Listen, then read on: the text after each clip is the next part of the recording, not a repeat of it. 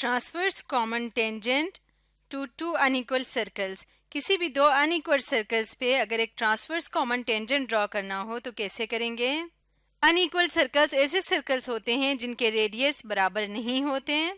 तो transverse common tangent से क्या मुराद है, इसको समझने के लिए हम ये पिक्चर ले लेते हैं जिसमें दो सर्कल्स हैं।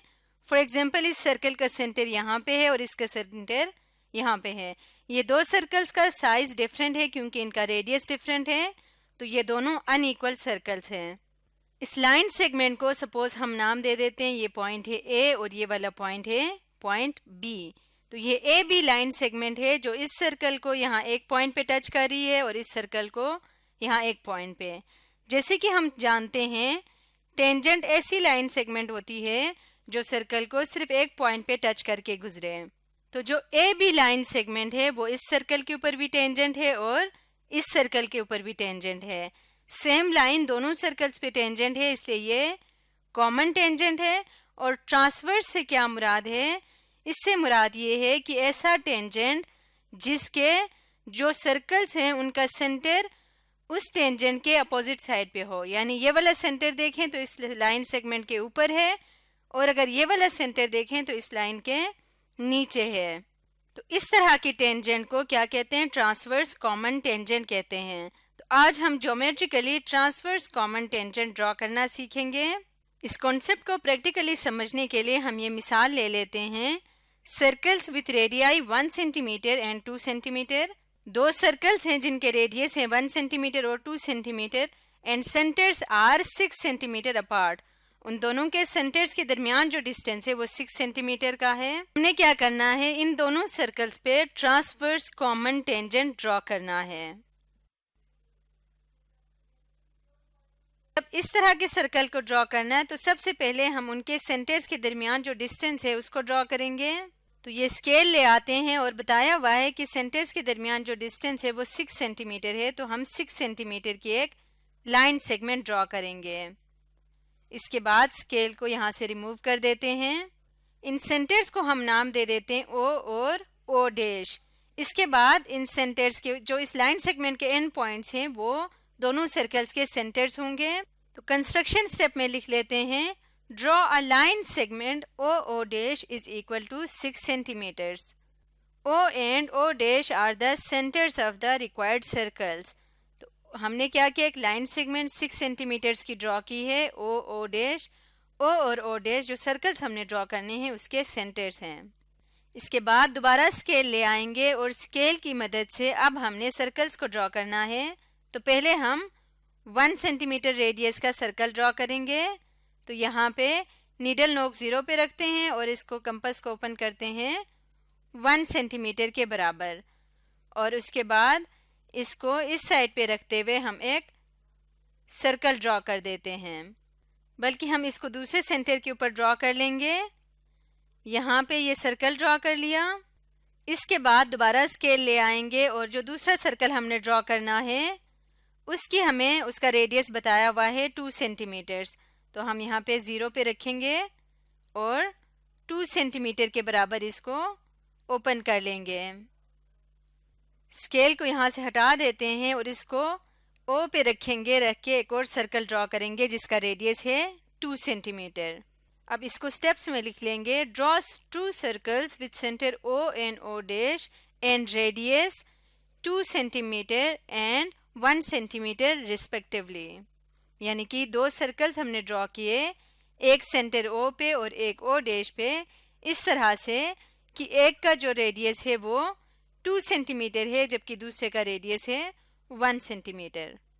अब हम क्या करेंगे कि जो बड़ा सर्कल है इस सर्कल के गिर्द एक और सर्कल ड्रॉ करेंगे इस तरह से कि उस सर्कल का जो रेडियस होगा वो होगा इन दोनों सर्कल्स के रेडियस के सम के बराबर। यानी 1 + 2 centimetre is equal to 3 centimetre. तो इसके लिए दोबारा स्केल ले आएंगे और यहाँ पे स्केल के ऊपर हम कंपास को खोलेंगे 3 सेंटीमीटर्स के बराबर और इसके बाद स्केल को यहाँ से हटा देंगे। सेंटर वही रखेंगे जो इस सर्कल का सेंटर होगा। अब यहाँ पे रखते हुए सर्कल ड्रॉ करेंगे इस तरह से। इसके बाद नेक्स्ट स्टेप हमने इसको, बल्कि पहले स्टेप को लिख लेते हैं, draw a circle of radius 3 centimetre with centre at O। यानी O पे सेंटर रखते हुए हमने 3 सेंटीमीटर रेडियस का एक और सर्कल ड्रॉ कर लिया। नेक्स्ट हमने ये जो लाइन सेगमेंट O डैश है इसका मिड पॉइंट फाइंड करना है। हम जानते हैं मिड पॉइंट फाइंड करने के लिए हम कंपास को हाफ से ज़्यादा खोलते हैं और उसके बाद उस लाइन के ऊपर एक आर्क लगा देते हैं और इसी तरह से इस लाइन के दूसरी तरफ रख के एंड पॉइंट पे रख के एक और आर्क ड्रॉ कर देते हैं और लाइन के नीचे भी आर्क ड्रॉ कर देते थे। इसी तरह से एक आर्क इस पॉइंट पे रख के और एक दूसरे पॉइंट पे रख के, ये दोनों आर्क्स एक दूसरे को जिन पॉइंट्स पे कट करेंगे इस पॉइंट को इस पॉइंट के साथ ज्वाइन करेंगे। तो स्केल को रख के इन दोनों पॉइंट्स को ज्वाइन कर लेते हैं। इस तरह से स्केल को यहाँ से रिमूव कर देंगे और इसको हम एक लाइन बना देते हैं, यानी कि एरो लगा देते हैं दोनों साइड पे। तो ये एक लाइन आ गई हमारे पास और ये वाली लाइन जो लाइन सेगमेंट O डैश को जिस पॉइंट पे कट कर रही है इस पॉइंट को हम M कह देते हैं। इसको स्टेप्स में लिख लेते हैं। Find the mid point of line segment O dash, यानी लाइन सेगमेंट O डैश का मिड पॉइंट फाइंड किया जो कि M है। अब हमने मिड पॉइंट के ऊपर अपने कंपास को रखते हुए और इसको ओपन करना है मिड पॉइंट M से O तक या M से O डैश तक। इसका रेडियस रखना है MO या MO डैश और एक सेमी सर्कल हमने ड्रॉ करनी है जो दोनों सेंटर्स को मीट कर रही हो। इसको स्टेप्स में लिख लें। Taking M as a midpoint of of O dash draw a semicircle, यानी कि हमने M को मिड पॉइंट रखते हुए O डैश लाइन सेगमेंट का हमने एक सेमी सर्कल ड्रॉ किया। इसके बाद स्केल की मदद से पॉइंट O डैश को इस पॉइंट से हमने ज्वाइन करते हुए एक टेंजेंट लाइन ड्रॉ कर देनी है। तो स्केल की मदद से ये लाइन ज्वाइन करके आगे एक्सटेंड कर देते हैं। तो ये हमारे पास एक और लाइन आ गई है, ये एक रे आ गई है। इस पॉइंट को हम X कह देते हैं। तो O डैश X हमारे पास एक टेंजेंट लाइन आ गई है, बल्कि यहाँ पे इस पॉइंट को हम X कह देते हैं। तो ये O dash X tangent line segment है। इसको स्टेप्स में लिख लेते हैं। Draw tangent O dash X to the circle from point O dash, यानी पॉइंट O डैश से हमने इस जो नया सर्कल है इसके ऊपर एक टेंजेंट ड्रॉ किया। इसके बाद स्केल की मदद से इन पॉइंट्स को ज्वाइन करते हैं। पॉइंट O को हम ज्वाइन करेंगे पॉइंट X के साथ। स्केल को यहाँ से हटा देते हैं और ये जो लाइन सेगमेंट है ये प्रीवियस सर्कल को जिस पॉइंट पे टच कर रही है या कट करके आगे गुजर रही है इस पॉइंट को हम P कह देते हैं और इसको स्टेप्स में लिख लेते हैं। Join O to X, this line segment intersect circle C1 at point P। अगर हम इसको C1 यानी पहली सर्कल कह लें तो ये जो लाइन सेगमेंट OX है ये इस सर्कल को पॉइंट P पे इंटरसेक्ट कर रही है।